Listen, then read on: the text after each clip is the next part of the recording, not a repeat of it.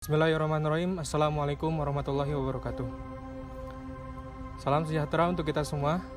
Semoga kita dalam keadaan sehat walafiat. Pada kesempatan yang kali ini, saya selaku dari kelompok 1 akan membahas materi dari pelajaran sejarah Indonesia. Sebelum masuk ke materi, saya akan memperkenalkan beberapa dari anggota kelompok kami. Untuk yang pertama, saya sendiri, Ayadi Chan. Selanjutnya Yuliani. Selanjutnya Danenda Abi Walif, Sita Ayusara, Mira Anggraini, Anggi Anggraini, Siti Solihat, dan yang terakhir Hana Hardini. Untuk materi yang pertama, kita berikan kepada Mira Anggraini untuk mempresentasikan materi pemberontakan PKI di Madiun. Anggraini dari kelas 12 IPA 3 akan menjelaskan mengenai pemberontakan PKI di Madiun. Pemberontakan PKI di Madiun tahun 1948 merupakan pemberontakan pengkhianatan terhadap bangsa Indonesia. Jikalau waktu itu Indonesia tengah menghadapi bangsa Belanda. Pemimpin pemberontakan ini yaitu Musso dan Amir Syarifuddin. Latar belakang kejadian pemberontakan ini diawali dengan jatuhnya kabinet RI, yakni Amir Syarifuddin yang tidak mendapat dukungan lagi setelah perjanjian Renville. Isi perjanjian Renville itu sendiri sangat merugikan bangsa Indonesia. Oleh karena itu, banyak yang menyalahkan kepada kabinet Amir Syarifuddin. Setelah jatuhnya kabinet Amir Syarifuddin, terbentuknya kabinet Hatta yang membuat Amir Syarifuddin dan tokoh-tokoh lain merasa kecewa. Akhirnya mereka membentuk organisasi atau kelompok yang disebut dengan FDR, Front Demokrasi Rakyat. Dan pemberontakan ini juga dilatar belakangi oleh kedatangan Musso ke Indonesia. Musso itu adalah seorang tokoh komunis Indonesia yang sudah tinggal lama di Uni Soviet yang kembali ke Indonesia untuk mendirikan Partai Komunis. Pada tanggal 26 Agustus 1948, Musso mengeluarkan tesis yang berjudul Jalan Baru untuk Indonesia, yang isinya itu mengkritik pekerjaan dan permasalahan dalam organisasi dan politik yang dipimpin oleh pemimpin Indonesia. Pada tanggal 1 September 1948, FDR itu sepenuhnya diganti oleh PKI. Jadi seluruh kegiatan FDR itu adalah kegiatan PKI. Musso juga menggelar rapat raksasa di Yogyakarta yang mengemukakan bahwa kabinet presidensial itu harus diganti dengan kabinet Front Persatuan. Aksi pemberontakan diawali dengan penculikan dan pembunuhan tokoh-tokoh yang dianggap musuh di Surakarta dan mengadu domba persatuan TNI setempat termasuk persatuan Sriwangi. Aksi pemberontakan ini akhirnya bisa meluas dan mencapai puncak pada tanggal 18 September 1948.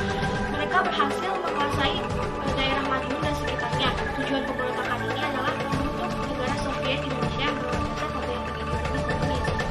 Dalam mengatasi pemberontakan ini, pemerintah mengangkat Kolonel Gatot Subroto sebagai gubernur militer daerah Surakarta dan sekitarnya. Panglima Jenderal Sudirman segera memerintahkan kepada Kolonel Gatot Subroto di Jawa Tengah dan Kolonel Soeharto di Jawa Timur segera mengerahkan kekuatan TNI dan Polri untuk menumpas pemberontakan PKI. Operasi penumpasan dimulai pada tanggal 20 September 1948 yang dipimpin oleh Kolonel Abdul Haris Nasution. Salah satu proses penumpasan ini adalah pengejaran Musso yang melarikan diri ke Surakarta. Akhirnya Musso berhasil ditembak mati, sedangkan Amir Syarifuddin dan tokoh-tokoh lain ditangkap di Grobogan, Jawa Tengah. Mereka dijatuhi hukuman mati. Sekian materi pemberontakan PKI di Madiun. Perkenalkan, nama saya Anggi Anggraini, kelas 12 MIPA 3. Di sini saya akan menjelaskan materi tentang pemberontakan DI-TII di Jawa Barat. Gerakan DI-TII di Jawa Barat tampak pada waktu terjadi penarikan paksa TNI dari wilayah yang diduduki Belanda ke wilayah Republik Indonesia sebagai akibat perundingan Renville. Akan tetapi, anggota Hizbullah dan Sabilillah tidak mengikuti ketentuan perundingan Renville. Kedua laskar itu berada di bawah pengaruh Sukarmaji Marijan Kartosoewirjo. Semula, Kartosoewirjo ikut bergerilya di daerah Jawa Barat. Ia ingin membentuk negara Islam lepas dari Republik Indonesia. Untuk itu, ia menghimpun orang-orang yang setia kepadanya untuk masuk Tentara Baru Islam pada tanggal 7 Agustus 1948. Kartosoewirjo memproklamasikan berdirinya Negara Islam Indonesia atau NII. Tindakan Kartosoewirjo itu membahayakan persatuan dan kesatuan nasional. Rakyat pun sangat dirugikan karena Kartosoewirjo dan anggotanya melakukan teror, pembunuhan, pengerusakan, dan pengambilan harta masyarakat secara paksa. Penumpasan gerakan DI-TII di Jawa Barat memakan waktu yang lama. Baru pada tahun 1960-an, Difusi Siliwangi mulai melancarkan operasi secara terstruktur dan besar-besaran. Dengan dibantu rakyat, operasi Pagar Betis pada saat tahun 1962, gerombolan DI-TII akhirnya bisa dihancurkan. Kartosoewirjo dapat ditangkap di Gunung Geber dan ia kemudian dihukum mati. Assalamualaikum warahmatullahi wabarakatuh. Perkenalkan, nama saya Rina. Di sini saya akan menjelaskan tentang pemberontakan D1 atau T2 di Sulawesi Selatan. Pemberontakan D1 atau T2 di Sulawesi Selatan dimulai sejak tahun 1951 dan dipimpin oleh Kahar Muzafar. Pada awal gerakan D1 atau T2 tersebut bermula dari Kahar Muzafar menempatkan Laskar Rakyat Sulawesi Selatan ke dalam lingkungan APRIS di daerah Sulawesi Selatan. Oleh karena itu, pada tanggal 30 April 1950, Kahar Muzafar mengirimkan surat kepada pemerintah pusat yang menyatakan agar semua anggota KPSS atau Komando Gerilya Sulawesi Selatan dimasukkan dalam APRIS serta membentukkan Brigade Hasanuddin. Namun, pemerintah Kahar Muzafar tersebut ditolak oleh pemerintah pusat. Pemerintah pusat bersama dengan pimpinan APRIS mengeluarkan kebijakan dengan memasukkan semua anggota KPSS ke dalam Front Kejadangan Nasional atau CTM, dan Kahar Muzafar diangkat sebagai pimpinannya dengan pangkat Letnan Kolonel. Kebijakan pemerintah tersebut mengecewakan Kahar Muzafar. Pada tanggal 17 Agustus 1951, Kahar Muzafar bersama pasukannya melarikan diri ke hutan. Pada tahun 1952, Kahar Muzafar menyatakan bahwa wilayah Sulawesi telah menjadi bagian dari Negara Islam Indonesia pimpinan Kartosoewirjo. Untuk mengatasi pemberontakan, pemerintah mengambil tindakan tegas dengan mengadakan operasi militer. Akhirnya, pada bulan Februari 1965, Kahar Muzafar berhasil ditembak. Di sini saya akan menjelaskan materi tentang pemberontakan DI-TII di Aceh. Gerombolan DI-TII juga melakukan pemberontakan di Aceh yang dipimpin oleh Teuku Daud Bereh. Adapun penyebab timbulnya pemberontakan DI-TII di Aceh adalah kekecewaan Daud Bereh karena status Aceh pada tahun 1950 diturunkan dari daerah istimewa menjadi kepresidenan di bawah Provinsi Sumatera Utara. Pada tanggal 21 September 1953, Daud Bereh yang waktu itu menjadi sebagai gubernur militer menyatakan bahwa Aceh merupakan bagian dari negara Islam Indonesia di bawah pimpinan Sekarmadji Marijan Kartosoewirjo. Dalam menghadapi pemberontakan DI-TII di Aceh ini, semua pemerintah menggunakan kekuatan senjata. Selanjutnya, atas prakarsa Kolonel M. Yasin, Panglima Daerah Militer atau Iskandar Muda, pada tanggal 17 sampai 21 Desember 1962 diselenggarakan musyawarah kerukunan rakyat Aceh yang mendapat dukungan tokoh-tokoh masyarakat Aceh sehingga pemberontakan di DITII di Aceh dapat dipadamkan. Saya Danendra Abi Alif dari kelas 12 MIPA 3 ingin menjelaskan materi tentang APRA atau Angkatan Perang Ratu Adil. Peristiwa pemberontakan yang dilakukan APRA terjadi pada tanggal 23 Januari tahun 1950 di Bandung. Pada saat itu, APRA melakukan serangan dan menduduki kota Bandung. Pemberontakan ini disebabkan oleh adanya friksi dalam tubuh Angkatan Perang Republik Indonesia Serikat. Friksi yang terjadi itu antara tentara pendukung unitaris TNI dengan tentara pendukung federalis KMIL. APRA sendiri dipimpin oleh Raymond Westerling dan memiliki 800 serdadu bekas KMIL. Gerakan yang dipimpin oleh Raymond Westerling ini berhasil menguasai markas staf divisi Siliwangi, sekaligus membunuh ratusan prajurit divisi Siliwangi. Setelah menguasai Siliwangi, Westerling bekerja sama dengan Sultan Hamid II merencanakan untuk menyerang Jakarta. Tujuannya untuk menculik dan membunuh menteri-menteri Republik Indonesia Serikat yang saat itu tengah bersidang. Tapi usaha Westerling itu gagal berkat pasukan APRIS. APRIS mengirimkan kesatuan-kesatuannya yang berada di Jawa Tengah dan Jawa Timur. Perdana Menteri RIS pada waktu itu Dr. Muhammad Hatta melakukan perundingan dengan Komisaris Tinggi Belanda dalam merespon hal tersebut. Berkat perundingan yang diadakan oleh Dr. Muhammad Hatta dengan Komisaris Tinggi Belanda, akhirnya Mayor Jenderal Engels yang merupakan komandan tinggi Belanda di Bandung mendesak Westerling untuk meninggalkan kota Bandung. Berkat hal itu, APRA pun berhasil dilumpuhkan oleh pasukan APRIS.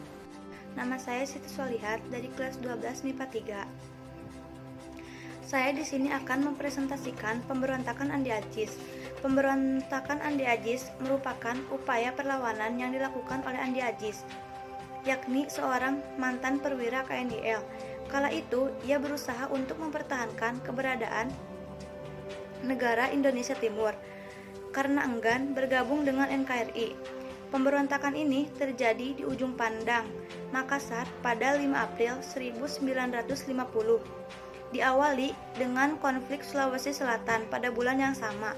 Konflik ini terjadi karena adanya ketegangan antara masyarakat yang pro-federal dan yang anti-federal.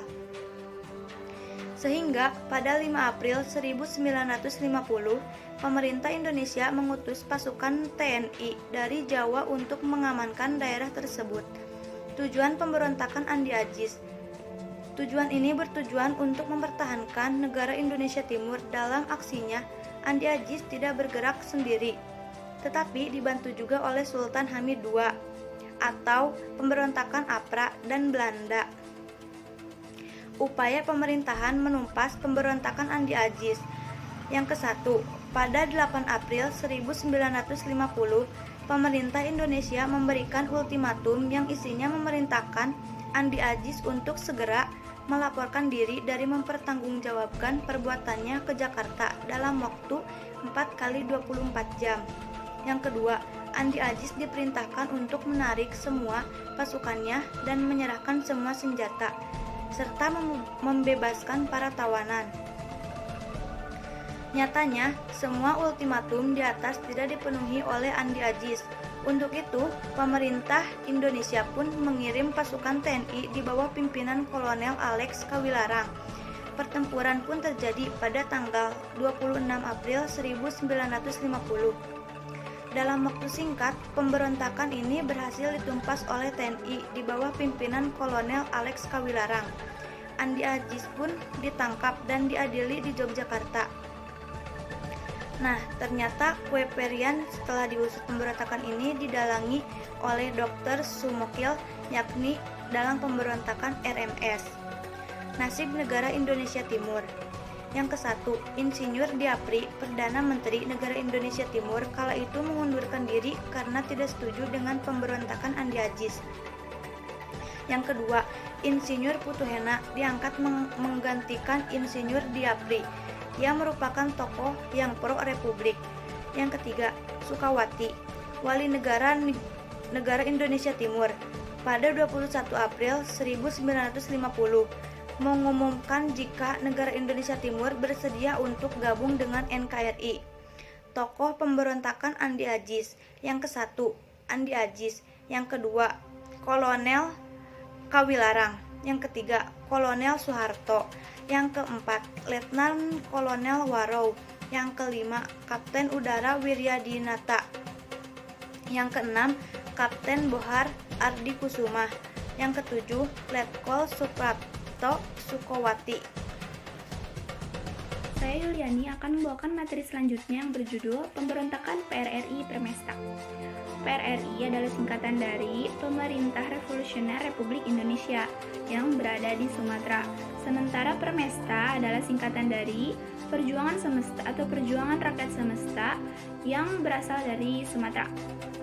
Nah, pemberontakan keduanya sudah muncul saat menjelang pembentukan RIS atau Republik Indonesia Serikat pada tahun 1949. Akar masalahnya yaitu saat pembentukan RIS atau Republik Indonesia Serikat pada tahun 1949 itu bersamaan dengan dikerucutkan divisi Banteng hingga hanya menyisakan satu brigade saja. Kemudian, brigade tersebut diperkecil menjadi Resimen Infanteri 4 TTIBB. Nah, kejadian itu membuat para perwira dan prajurit divisi 4 Banteng merasa kecewa dan terhina karena mereka merasa telah berjuang hingga mempertaruhkan jiwa dan raganya untuk kemerdekaan Indonesia. Selain itu ada pula ketidakpuasan dari beberapa daerah seperti Sumatera dan Sulawesi terhadap alokasi biaya pembangunan yang diberikan oleh pemerintah pusat. Kondisi ini pun diperparah dengan tingkat kesejahteraan prajurit dan masyarakat yang sangat rendah. Akibat adanya permasalahan tersebut, para perwira militer berinisiatif untuk membentuk Dewan Militer Daerah, diantaranya yaitu Dewan Banteng, dibentuk pada tanggal 20 Desember 1956 di Sumatera Barat oleh Kolonel Ismail Lengah dan diketuai oleh Letnan Kolonel Ahmad Hussein. Yang kedua ada Dewan Gajah, dibentuk pada tanggal 22 Desember 1956 di Sumatera Utara oleh Kolonel Maludin Simbolon. Yang ketiga ada Dewan Garuda, dibentuk pada pertengahan bulan Januari 1957 di Sumatera Selatan oleh Letnan Kolonel Barlian. Dan yang terakhir ada Dewan Mengunik, dibentuk pada tanggal 17 Februari 1957 di Manado oleh Mayor Sumba. PRRI selanjutnya membentuk Dewan Perjuangan dan sekaligus tidak mengakui Kabinet Juanda, maka terbentuklah Kabinet PRRI. Pada tanggal 9 Januari 1958, para tokoh militer dan sipil mengadakan pertemuan di Sungai Dareh, Sumatera Barat. Pertemuan tersebut menghasilkan sebuah pernyataan berupa Piagam Jakarta dengan isi berupa tuntutan agar Presiden Soekarno bersedia kembali pada kedudukan yang konstitusional serta menghapus akibat dan tindakan yang melanggar UUD 1945 dan membuktikan kesediaan itu dengan kata dan perbuatan. Selanjutnya, Letnan Kolonel Ahmad Hussein pada tanggal 15 Februari 1958 memproklamirkan berdirinya PRRI atau Pemerintah Revolusioner Republik Indonesia dengan Perdana Menteri Syafruddin Prawiranegara. Hal ini merupakan respon atas penolakan tuntutan yang diajukan oleh PRRI kepada Presiden Soekarno. Pada saat dimulainya pembangunan pemerintahan, PRRI mendapat dukungan dari Permesta dan rakyat setempat. Nah, perlu diketahui, Permesta sudah berdiri sejak tanggal 17 Februari 1950 yang diproklamirkan oleh para tokoh militer di Sulawesi dan dipelopori oleh Letkol PNC semua. Dengan bergabungnya Permesta dengan PRRI, gerakan kedua kelompok itu disebut PRRI Permesta. Nah, untuk menumpas pemberontakan, pemerintah melancarkan operasi militer gabungan yang diberi nama Operasi Merdeka, dipimpin oleh Letnan Kolonel Rukminto Hendraningrat. Operasi ini sangat kuat karena musuh memiliki persenjataan modern buatan Amerika Serikat, terbukti dengan ditembaknya pesawat Angkatan Udara Revolusioner atau AUREF yang dikemudikan oleh Alan L. Pope, seorang warga negara Amerika Serikat. Nah, akhirnya pemberontakan PRRI Permesta baru dapat diselesaikan pada bulan Agustus 1958 dan pada tahun 1961 pemerintah membuka kesempatan bagi sisa-sisa anggota Permesta untuk kembali ke Republik Indonesia. Nah, setelah teman-teman menyimak beberapa rentetan kejadian sebelum puncaknya, yakni pada tanggal 30 September 1965, dimulai awalnya dari pemberontakan PKI di Madiun, pemberontakan Andi Aziz, dan sebagainya. Sekarang kita akan membahas tentang puncaknya tragedi tersebut, yakni pada tanggal 30 September 1965, atau sering disebut dengan G30 SPKI. G30 SPKI merupakan gerakan yang bertujuan untuk menggulingkan kepemerintahan Soekarno dan menjadikan bangsa Indonesia sebagai bangsa komunis. Gerakan ini dipimpin oleh DN Aidit, Tita Nusantara Aidit, yang mana pada saat itu merupakan ketua dari Partai Komunis Indonesia. Pada 1 Oktober 1965 dini hari, Letkol Untung Syamsuri yang merupakan anggota Cakrabirawa memimpin pasukan yang dianggap loyal terhadap PKI. Gerakan ini mengincar perwira tinggi Angkatan Darat Indonesia, dan 3 dari 6 orang yang menjadi target langsung dibunuh di kediamannya. Sedangkan lainnya diculik dan dibawa menuju lubang buaya. Jenazah ke-7 perwira TNI Angkatan Darat ditemukan beberapa hari setelah kejadian tersebut.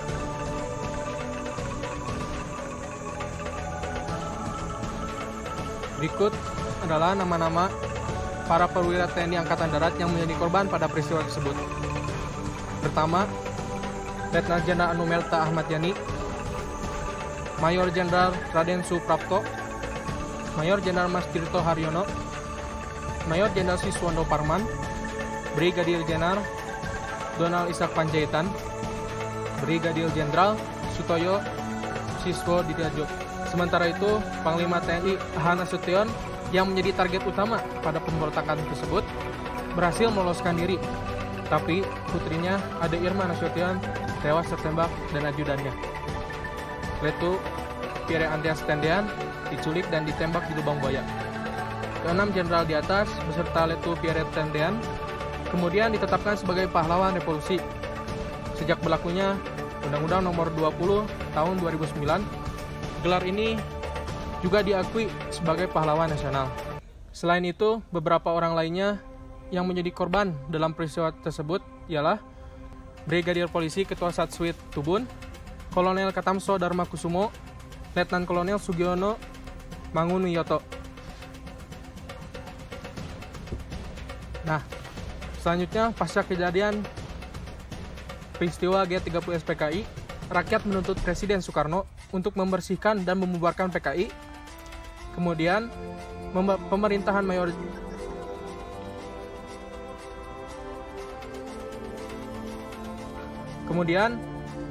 Presiden Soekarno memerintahkan Mayor Jenderal Soeharto untuk membersihkan semua unsur pemerintahan dari pengaruh PKI. Soeharto bergerak dengan cepat. PKI dinyatakan sebagai penggerak kudeta dan para tokohnya diburu dan ditangkap, termasuk DN Aidit yang sempat kabur ke Jawa Tengah, tapi kemudian berhasil ditangkap. Berbagai kelompok masyarakat juga menghancurkan markas PKI yang ada di daerah tertentu. Mereka juga menyerang lembaga, toko, kantor, dan universitas yang dituding terkait dengan PKI. Pada akhir 1965, diperkirakan sekitar 500.000 hingga 1 juta anggota pendukung PKI diduga menjadi korban pembunuhan, sedangkan ratusan ribu lainnya diasingkan di kamp konsentrasi. Selanjutnya, pada era pemerintahan Presiden Soeharto, G30 SPKI selalu diperingati setiap tanggal 30 September. Selain itu, pada tanggal 1 Oktober juga diperingati sebagai Hari Kesaktian Pancasila. Untuk mengenang jasa ke-7 pahlawan tersebut, untuk mengenang jasa ke-7 pahlawan revolusi yang gugur dalam peristiwa tersebut, Presiden Soeharto juga menggagas dibangunnya Monumen Pancasila Sakti di Lubang Buaya, Jakarta Timur. Pada tahun 1984, film dokudrama propaganda tentang peristiwa ini yang berjudul Penumpasan Pengkhianatan G30 SPKI dirilis.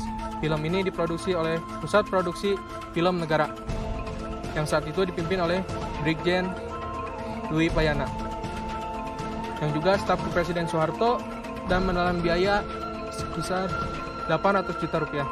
Mengingat latar belakang produksinya, banyak yang menduga bahwa film tersebut ditujukan sebagai propaganda politik, apalagi di era Presiden Soeharto. Film tersebut menjadi tontonan wajib bagi anak-anak sekolah yang selalu ditayangkan oleh stasiun televisi TVRI pada tanggal 30 September malam. Film garapan Arifin Senur berhenti untuk ditayangkan pada stasiun TVRI. Hal ini terjadi setelah desakan masyarakat yang menganggap film tersebut tidak sesuai dengan kejadian yang sebenarnya. Selanjutnya, sebelum saya menutup pembahasan materi kali ini, saya akan meralat sedikit materi yang disampaikan oleh saudari Hana Hardini, yakni D1 dan T2, yang mana pembahasan tersebut mengenai DITII di Sulawesi Selatan. Sekian dari kelompok kami. Mohon maaf bila ada kekurangan. Semoga semua pembahasan yang kami telah sampaikan bermanfaat bagi kita semua, menjadi wawasan dalam pelajaran sejarah Indonesia. Sekian, terima kasih. Assalamualaikum warahmatullahi wabarakatuh.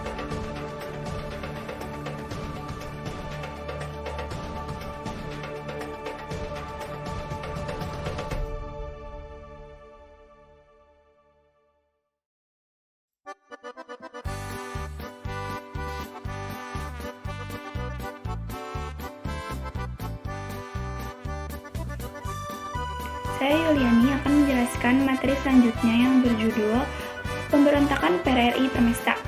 PRRI adalah singkatan dari Pemerintah Revolusioner Republik Indonesia yang berada di Sumatera. Sementara Permesta adalah singkatan dari Pemerintah Cenah Perjuangan. Tuh banget. Nilai salah. Pusing. Assalamualaikum warahmatullahi wabarakatuh. Saya di sini.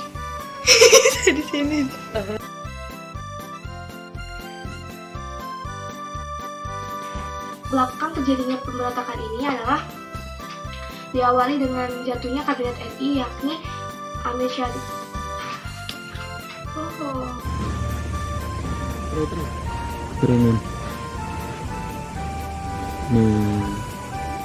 Indonesia Serikat. Friksi yang terjadi itu